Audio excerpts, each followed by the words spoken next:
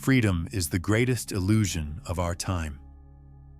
While we celebrate the end of monarchies and dictatorships, we've simply replaced them with something far more insidious, a system that makes us believe we're free while keeping us permanently trapped.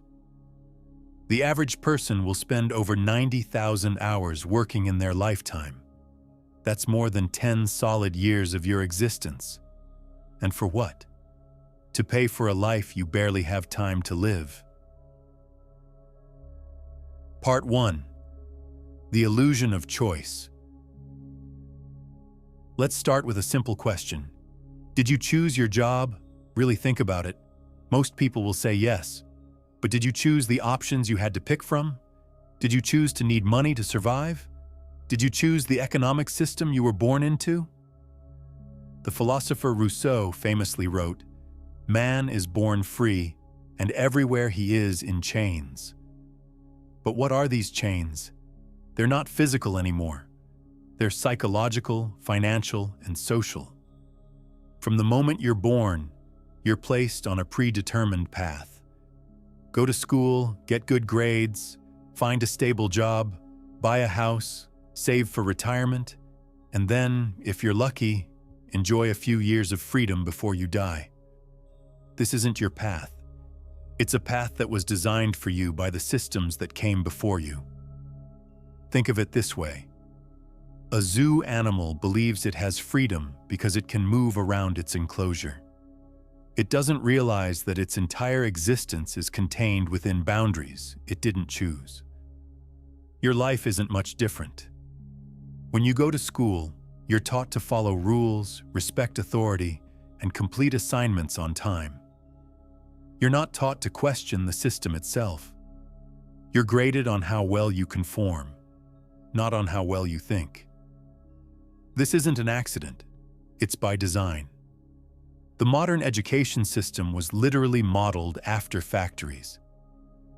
In the early 20th century, industrialists like Henry Ford needed workers who would show up on time, follow instructions, and not question authority. Schools were redesigned to produce exactly this kind of person. The bell that signals the end of class? That was meant to condition you to respond to the factory whistle. By the time you graduate, you've spent over a decade being conditioned to fit into the rat race. You enter the workforce already programmed to accept your fate. And what is that fate? To trade your time and energy for money, so you can buy things you're told will make you happy, but which mostly just distract you from the emptiness of your existence. And here's where it gets interesting. You think you have a choice, but the choices themselves are predetermined. You can choose which company to work for, but not whether to work. You can choose which products to buy, but not whether to participate in consumerism. The system gives you just enough freedom to prevent rebellion, but not enough to truly escape. Part 2. The mathematics of imprisonment. Now, some of you might be thinking, I'm saving money, I'm investing, I'm going to escape this system. Let's look at the cold, hard math of why most people will fail. The median household income in America is around $70,000. After taxes, that's roughly $56,000, or about $4,700 per month. The average rent for a two-bedroom apartment is $1,800. Add utilities, $200. Groceries, $800. Healthcare, $500. Transportation, $400. And other essentials, $500. And you're left with about $1,500 per month in disposable income. If you save all of that, which almost nobody does because we're constantly bombarded with advertisements designed to make us spend, you'd save $18,000 per year. At that rate, it would take you 28 years to save $500,000. Now, according to the 4% rule of retirement, $500,000 would generate about $20,000 per year in perpetual income. nowhere near enough to live comfortably, let alone escape the rat race. But wait, you might say, what about investing? The average annual return from the stock market is about 7%. If you invested $1,500 per month for 30 years at 7% return, you'd end up with about $1.7 million. That would generate about $68,000 per year. Finally enough to live on.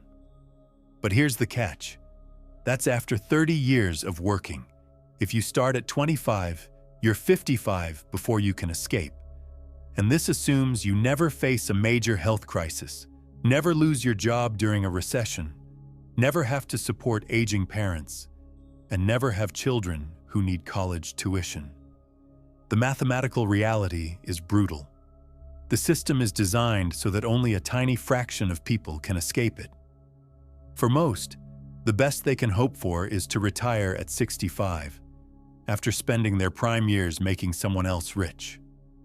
And even this bleak scenario is becoming increasingly unrealistic. Studies show that nearly 40% of Americans can't cover a $400 emergency expense. Half of Americans have nothing saved for retirement. The math simply doesn't work for most people. This isn't because people are stupid or lazy. It's because the system is designed to extract maximum value from your labor while returning the minimum required to keep you working. It's not a conspiracy. It's just capitalism working as intended. If you want to understand why you feel trapped, it's not in your head. The trap is real, and it was built with mathematical precision. Now, before we continue unraveling this system, I want to take a moment to thank you for your attention so far. If you're finding value in this analysis, consider subscribing to the channel. We dive deep into philosophical questions that most content creators won't touch, and I'd love to have you join us on this journey of understanding. Now let's get back to why you're still stuck in the rat race. Part 3. The psychological chains. Even if you understand the economic trap, there's a deeper reason why most people never escape: psychological conditioning. From birth, we're taught that our value as human beings is tied to our productivity. What do you want to be when you grow up?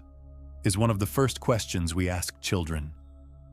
Not what makes you curious or what brings you joy, but how will you fit into the economic machine?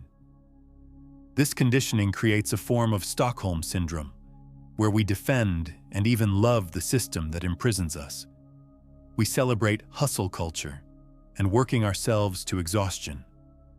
We admire billionaires who work 80-hour weeks, even as they exploit thousands of workers. We've internalized the belief that suffering for work is virtuous. When someone suggests an alternative, like universal basic income or a 4-day work week, the most visceral opposition often comes from the people who would benefit most.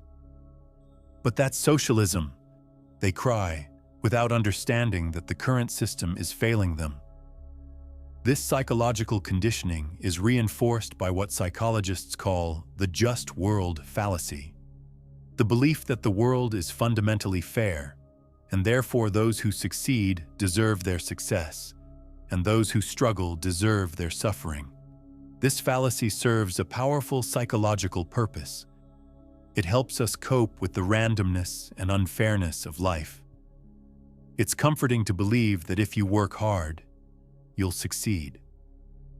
The alternative, accepting that success is largely determined by factors outside your control, like where and to whom you were born, is existentially terrifying. So we cling to myths like meritocracy and the American dream, even as all evidence points to their hollowness. The child born into poverty has almost no chance of becoming wealthy, regardless of how hard they work. The data is clear. Social mobility in America has been declining for decades. Your zip code at birth is more predictive of your future income than your college major. Yet we continue to blame individuals for systemic failures. You're not hustling enough. You should have learned to code. You chose the wrong career. This isn't just wrong. It's a form of gaslighting that serves the system by preventing collective action.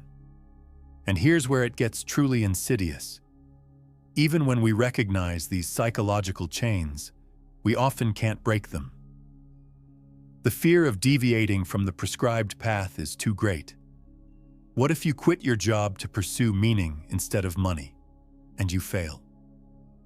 What if you reject consumerism and find yourself socially isolated? The system doesn't just control our bodies through economic necessity. It controls our minds through fear. Part 4. The Architects of the Cage. So who built this system? Conspiracy theorists might point to shadowy cabals of elites, but the truth is both simpler and more complex. No one designed the rat race in its entirety, yet everyone in power benefits from its continuation. The modern work paradigm evolved from industrial capitalism, which itself evolved from feudalism. In each evolution, the fundamental dynamic remained the same. A small group owns the means of production, while the majority must sell their labor to survive. What changed was the narrative. Under feudalism, the justification was divine right. God had ordained the social hierarchy. Under industrial capitalism, it became freedom. You were free to choose your employer, unlike the serfs who were bound to their lords. Today's justification is more sophisticated. Meritocracy. The system is fair because anyone can succeed if they work hard enough. This narrative persists despite overwhelming evidence to the contrary. But if no single group designed the system, who maintains it? The answer lies in understanding power and incentives. Consider the typical corporate hierarchy. The CEO's compensation is often hundreds of times higher than the average worker's. Does the CEO work hundreds of times harder? Of course not. But they benefit enormously from a system that undervalues labor and overvalues capital and management. Politicians, too, have little incentive to change the system. Their campaigns are funded by the wealthy and by corporations, who naturally support candidates who protect their interests. The revolving door between government and industry ensures that regulators often come from and return to the very industries they're meant to regulate. Media conglomerates, owned by the ultra-wealthy, frame economic discussions in ways that support the status quo. Questions like, how will we pay for universal health care, are asked constantly, while questions like, how can we afford endless war, are rarely raised. Even academia is not immune. Economics departments receive funding from financial institutions and teach theories that justify existing power structures. Professors who challenge orthodox economic thinking often find themselves marginalized. This isn't to say there's a room somewhere where the powerful gather to conspire against the masses. They don't need to. The system naturally evolves to protect those who benefit from it most.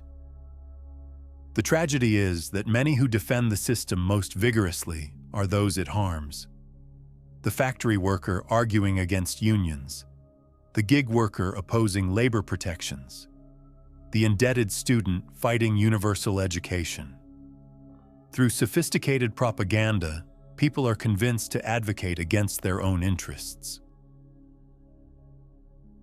Part 5. The Digital Acceleration. If the traditional rat race wasn't bad enough, technology has accelerated and intensified our imprisonment in ways previous generations couldn't imagine. In the past, at least when you left work, you were free. Now, with smartphones and remote work, the boundary between work and life has completely eroded.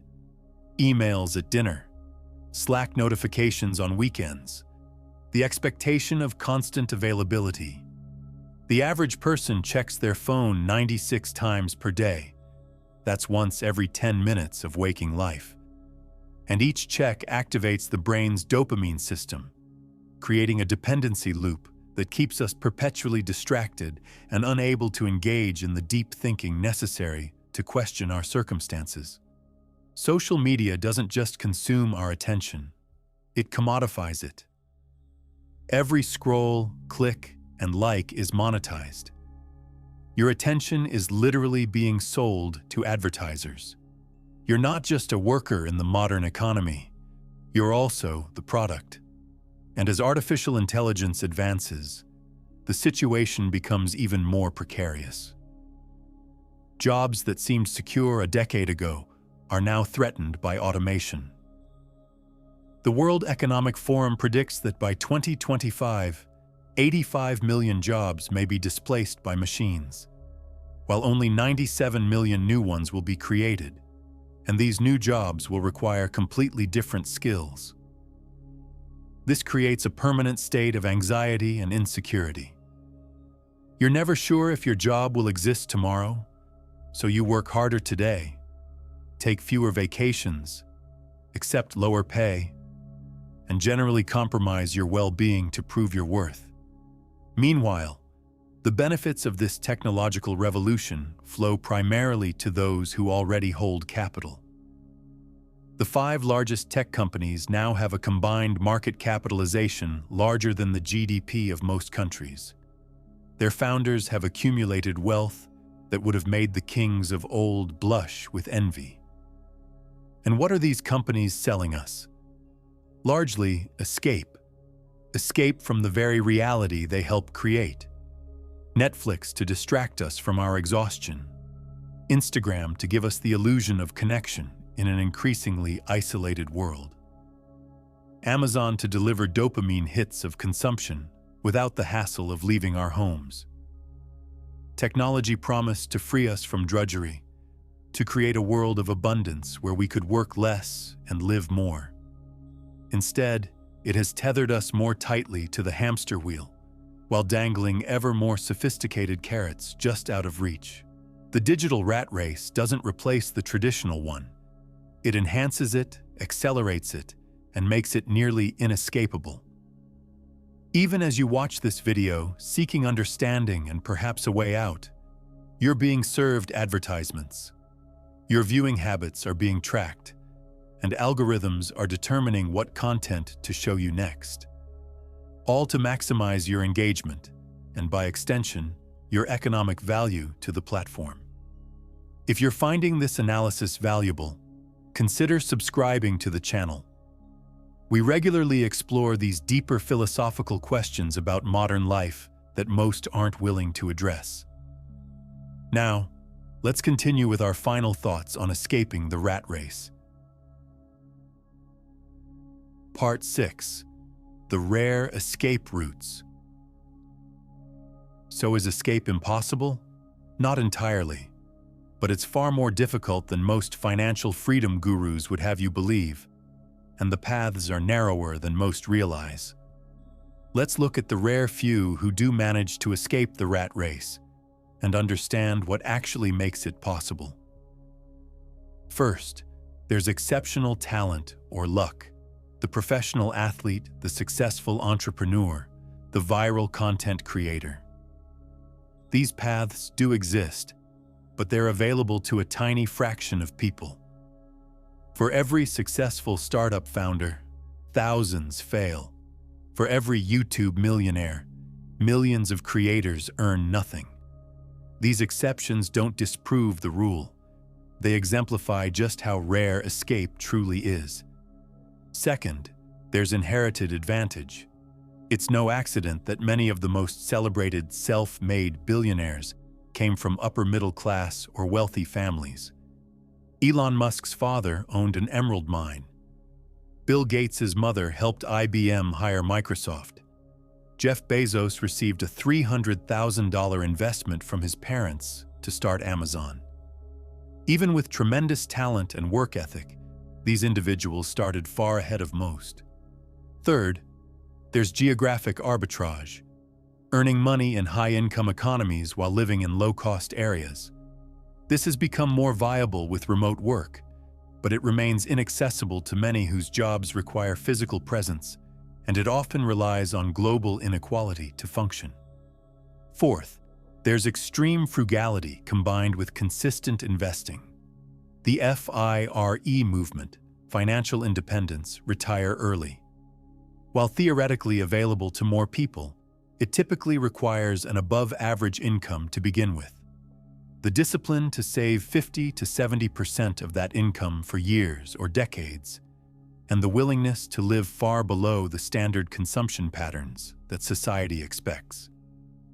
And finally, there's the communal approach, pooling resources with like-minded individuals to create alternative economic structures. Intentional communities, cooperatives, and mutual aid networks can create microeconomies that operate partially outside the mainstream system. What's notable about all these paths is that none of them challenge the system itself. They're individual or small group solutions to a collective problem. They're escapes, not revolutions. And this points to perhaps the most profound trap of all, the individualization of a systemic problem. By framing escape from the rat race as a personal achievement rather than a collective right, the system ensures that most people will continue to blame themselves for their failure to achieve the impossible. The truth is that for most people, true escape will only come through systemic change, through policies like universal basic income, wealth redistribution, shortened work weeks, and strengthened labor protections. But these changes require collective action, which is precisely what our individualistic culture discourages. So we're left with a painful paradox.